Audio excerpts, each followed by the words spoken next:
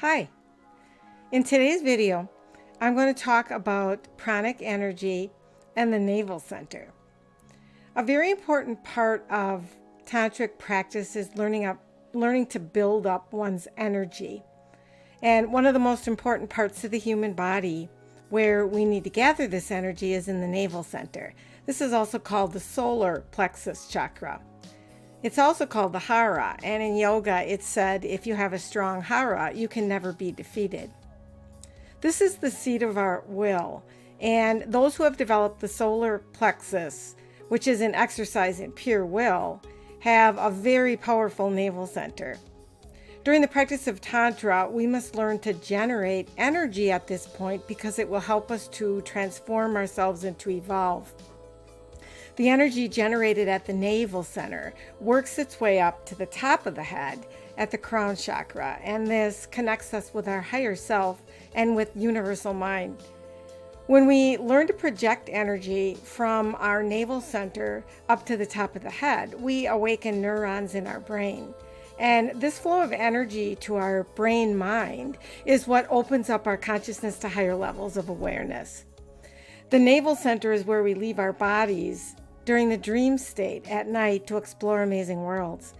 On the astral plane, we are free and not limited by the density of our bodies.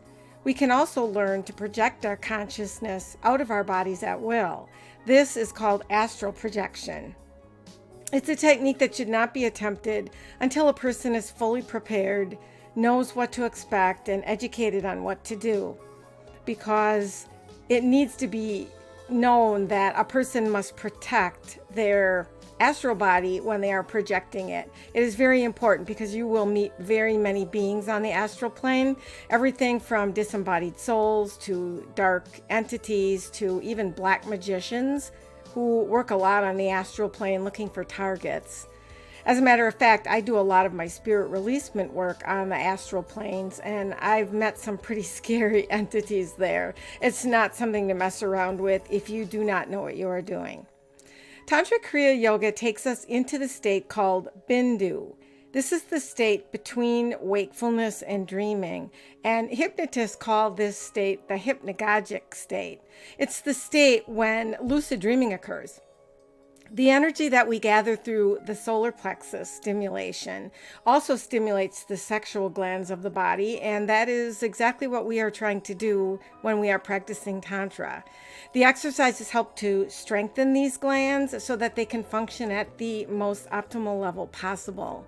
Because of this, one of the most critical exercises to do every day is to flex, stretch, and loosen the spine. Flexing the spine daily allows for this part of the body to be loose, and energy is then able to flow from it. When I practice this flexing, I notice that I can actually feel the electrical charge of my energy going up and down my spine.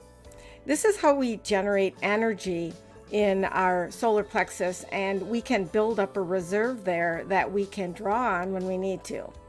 The spinal cord is where the mystical experience originates, and the Kundalini energy sits like a serpent at the base of the spine, coiled up, and in most people it's completely unactivated.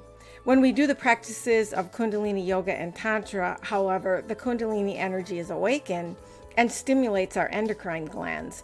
And that is the reason that Kundalini Yoga and Tantra slow down the aging process in our bodies and help keep us young, because they rejuvenate and revitalize our physical bodies, as well as help to develop our consciousness. Most people who work out in the third dimensional world are primarily concerned with things like muscle definition and fat distribution and physical strength, and there's really no thought put into doing any work on the inner self. But Tantra practitioners strive to bring consciousness into the body, and in doing so become very sensitive to every bodily function. And this helps us to purify every internal organ and system in our bodies. And of course, this is what helps us to maintain an optimal level of health.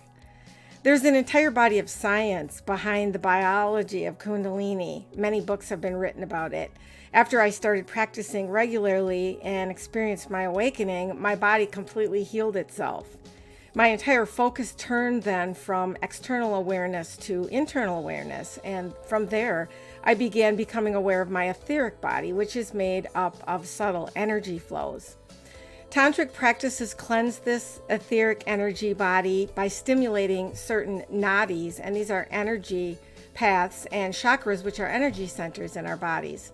When we practice Tantra, we put ourselves into a hypersensitive state. These practices cause increased blood circulation, and in turn, we feel all the nerves in our body vibrating at a higher frequency. This, of course, opens up our consciousness. Physical activity also helps to get our circulatory system moving, and from there we begin working on a more subtle level, learning to move energy through the body at will.